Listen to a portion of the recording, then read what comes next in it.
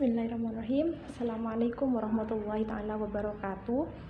Video ini dibuat untuk memenuhi tugas mata kuliah Akhlak Tasawuf yang diampu oleh Bapak Muhammad Khalid Wardi MHI. Pada tugas UAS kali ini akan menjelaskan tentang apa itu pengertian tasawuf, ciri tasawuf, dan juga sejarah perkembangan tasawuf di Indonesia. Yang pertama adalah pengertian tasawuf. Nah, pada pengertian tasawuf ini saya akan menjabarkan 3 saja pengertian tasawuf secara bahasa. Jadi, yang pertama, tasawuf diambil dari kata ahlus sufah atau dikonotasikan dari kata ahlus sufah. Ahlus sufah sendiri berarti sekelompok orang atau golongan yang pada masa Rasulullah tinggal di serambi-serambi masjid. Tujuannya untuk mendekatkan diri kepada Allah dan beribadah kepada Allah.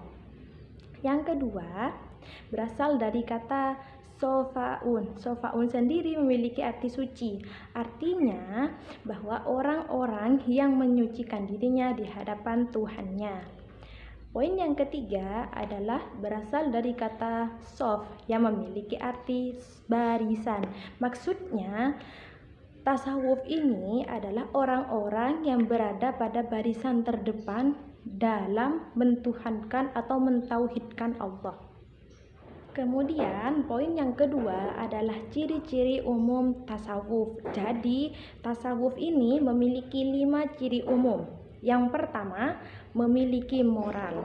Yang kedua, pemenuhan fana dalam realitas mutlak. Yang ketiga, pengetahuan intuitif langsung. Yang keempat, timbulnya rasa kebahagiaan sebagai karunia Allah. Kemudian yang kelima adalah penggunaan simbol-simbol pengungkapan peristiwa yang biasanya mengandung pengertian harfiah dan tersirat. Nah, tujuan akhlak tasawuf atau tasawuf sendiri adalah untuk memperoleh suatu hubungan khusus secara langsung kepada Tuhan. Nah, dalam ajaran Islam, tasawuf ini sangat penting karena tasawuf ini merupakan jantung dan urat nadi bagi kesempurnaan agama. Dalam suatu agama tidak hanya ada tasawuf, akan tetapi juga ada syariah dan juga ada akidah. Nah, suatu agama sendiri dibangun karena 3 aspek penting. Yang pertama ada iman, yang kedua ada Islam, yang ketiga ada ihsan. Nah, untuk mencapai islaman atau sebuah hukum Islam yang sempurna, maka kita harus mempelajari tentang syariat atau fikih. Untuk mengetahui tentang kesempurnaan iman, kita perlu mempelajari tentang akidah.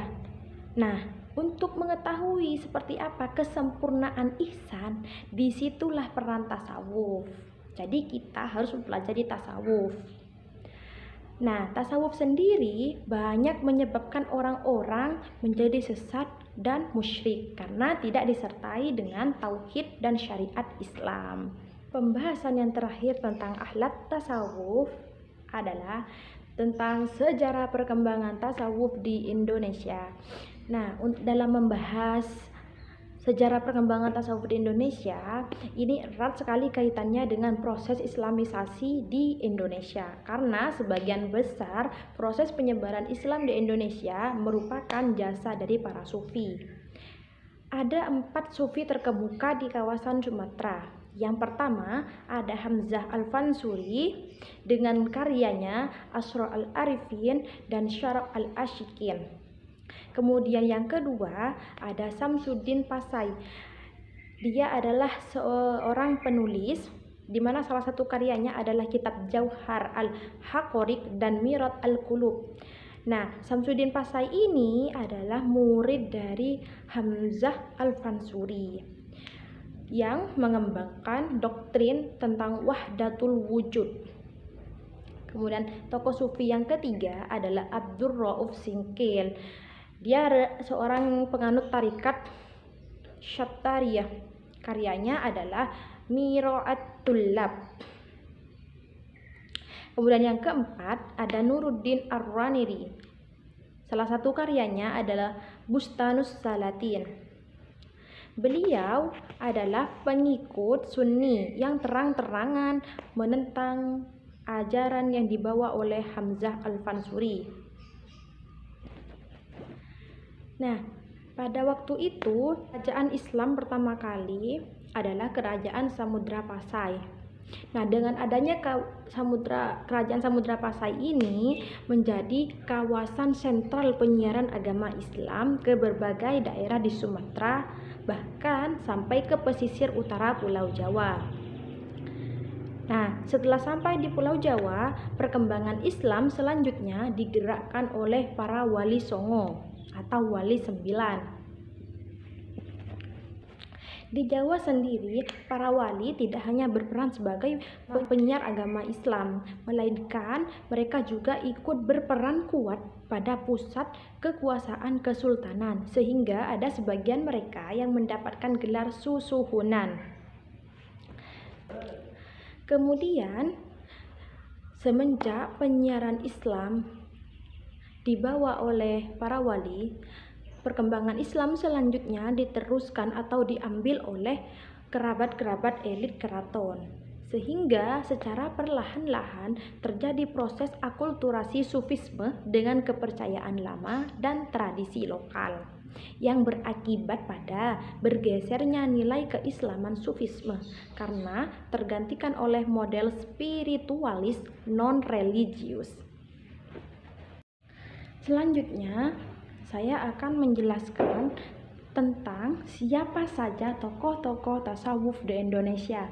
Yang pertama ada Hamzah Al-Fansuri. Nah, pemikiran-pemikiran Al-Fansuri ini banyak dipengaruhi oleh Ibnu Arabi, yaitu paham wahdatul wujudnya. Nah, sebagai seorang sufi, ia mengajarkan bahwa Tuhan lebih dekat daripada leher manusia sendiri dan Tuhan tidak bertempat, sekalipun sering dikatakan bahwa dia ada di mana-mana. Hamzah Al-Fansuri ini banyak ditentang oleh sebagian orang ataupun sufi-sufi lainnya karena paham wahdatul wujudnya, hululnya, ittihadnya, sehingga mengecapnya sebagai seseorang yang zindik, sesat, kafir, dan sebagainya. Banyak orang-orang yang menyangka bahwa beliau pengikut ajaran-ajaran Syiah. Ada juga yang mempercayai bahwa ia bermadhab Syafi'i di bidang fikih. Tetapi dalam tasawuf ia mengikuti tarekat Qadiriyah yang dibangsakan kepada Syekh Abdul Qadir Al-Jailani. Kemudian tokoh sufi yang kedua adalah Nuruddin Ar-Raniri. Beliau lahir di Aceh, sekaligus merupakan tokoh pembaruan Islam di Aceh. Beliau melancarkan pembaruan Islamnya di Aceh setelah mendapat pijakan yang kuat di Istana Aceh. Nah, pembaruan utamanya adalah memberantas aliran Wujudiyah yang dianggap sebagai aliran sesat yang dikembangkan oleh Hamzah Al-Fansuri. Ar-Raniri ini sangat bertolak belakang dengan ajaran Hamzah Al-Fansuri. Nah, ajaran-ajaran tasawuf yang dikembangkan oleh Nuruddin Ar-Raniri ini ada 5. Yang pertama ada Tuhan. Ia berpendapat bahwa ungkapan wujud Allah dan alam esa berarti alam ini merupakan sisi lahiriah dari hakikatnya yang batin, yaitu Allah Subhanahu wa Ta'ala, sebagaimana yang dimaksud oleh Ibnu Arabi. Kemudian ajaran tasawuf yang kedua adalah alam. Nah, Ar-Raniri berpandangan bahwa alam ini diciptakan oleh Allah Subhanahu wa Ta'ala melalui tajalli.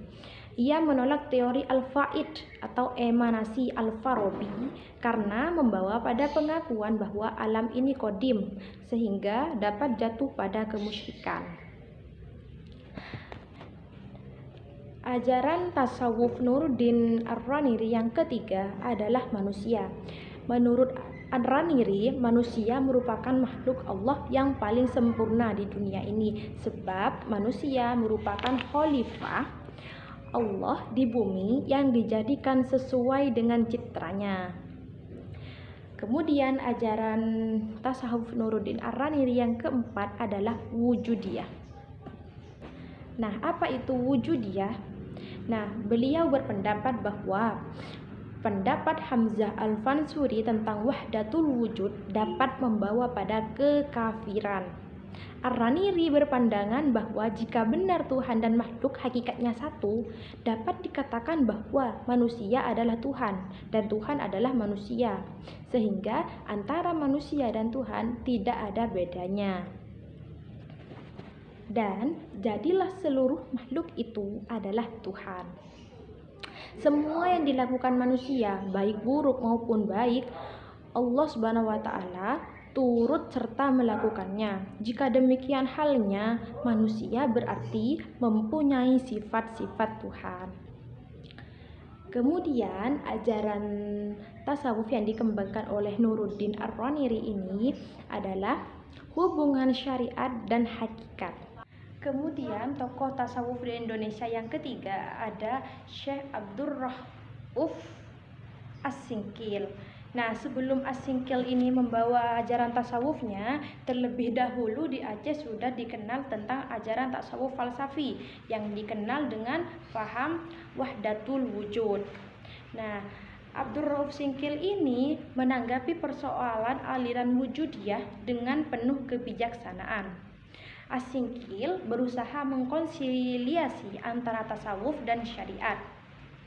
Ajaran tasawufnya sama dengan Syamsuddin dan Nuruddin, yaitu menganut paham satu-satunya wujud hakiki, yaitu Allah Subhanahu wa taala. Sedangkan alam ciptaannya bukanlah merupakan wujud hakiki, melainkan bayangan dari yang hakiki. Menurutnya, jelaslah bahwa Allah Subhanahu wa taala berbeda dengan alam ciptaannya. Nah, ajaran tasawuf As-Singkil yang lainnya itu bertalian dengan martabat perwujudan Tuhan. Menurut As-Singkil ini ada 3 martabat perwujudan Tuhan. Yang pertama, martabat ahadiyah atau la ta'ayyun, yaitu alam pada waktu itu masih merupakan hakikat gaib yang masih berada di dalam ilmu Tuhan. Kemudian yang kedua, martabat wahdah atau ta'ayyun awal, yaitu sudah tercipta hakikat Muhammadiyah yang potensial bagi terciptanya alam. Kemudian yang ketiga ada martabat wahdiyah atau ta'ayyun tsani yang disebut juga dengan ayan tsabitsah, dan disinilah alam tercipta. Kemudian tokoh tasawuf di Indonesia yang keempat adalah Syekh Yusuf Al-Makassari. Nah, pada masa Syekh Yusuf ini memang hampir setiap orang lebih menggemari ilmu tasawuf. Orang yang hidup pada zaman itu lebih mementingkan mental dan material. Ini mungkin bertujuan untuk mengimbangi berbagai agama dan kepercayaan yang memang menjurus ke arah itu. Syekh Yusuf ini berbicara juga tentang insan kamil dan proses penyucian jiwa. Nah, ia mengatakan bahwa seorang hamba akan tetap hamba walaupun telah naik derajatnya, dan Tuhan akan tetap Tuhan walaupun turun pada diri hamba. Nah, dalam proses penyucian jiwa, ia menempuh cara yang moderat. Menurutnya, kehidupan dunia bukanlah untuk ditinggalkan, dan hawa nafsu bukan untuk dihidupkan, akan tetapi harus dimatikan. Sebaliknya, hidup diarahkan untuk menuju Tuhan. Kemudian, diperlu juga latihan batin yang keras untuk melepaskan perilaku buruk dan menyucikan pikiran dan batin dengan lebih memperbanyak amalan batin dan melipat gandakan amalan-amalan lahir. Demikian sekian yang bisa saya sampaikan tentang tasawuf. Kurang lebihnya saya mohon maaf. Wabillahi taufiq wal hidayah.